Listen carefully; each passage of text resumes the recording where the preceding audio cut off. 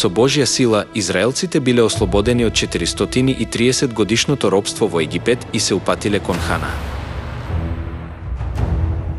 Сепак, израелците ја заборавија Божјата благодат која ги ослободи. Зошто ни изведовте од Египет во оваа пустина? Луѓето кои се жалеле биле каснати од отровни змии и умреле.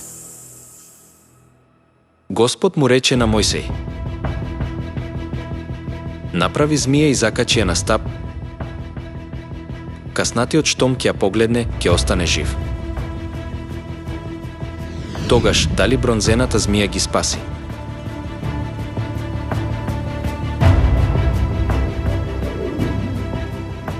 Не. Бог ги спаси со своите зборови. Секој што ќе биде каснат, може да го погледне и да живее. Сепак, израелците ја почитувале бронзената змија стотици години, мислејќи дека има мистериозна моќ. Кога царот Езекија ја скрши бронзената змија на парчиња, Бог го пофали и му даде успех во се што ќе преземеше.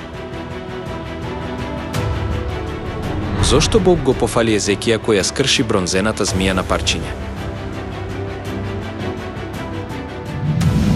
Тоа е затоа што оној што се поклонува на идол ќе биде уништен.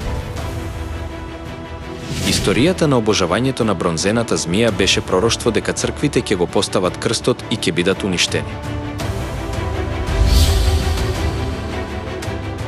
И како што Мојсеј ја подигна змијата во пустината, така треба да се издигне и Синот човечки.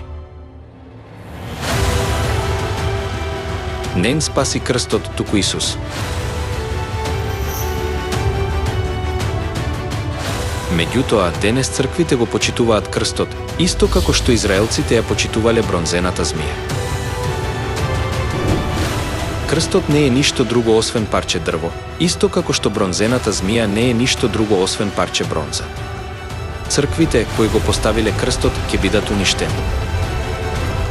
Излезете од неа, луѓе мои, за да не се учествувате во гревовите неизини и да не добиете од казните неизини. Ве молам, излезете брзо од црквите каде што се поставува крстот.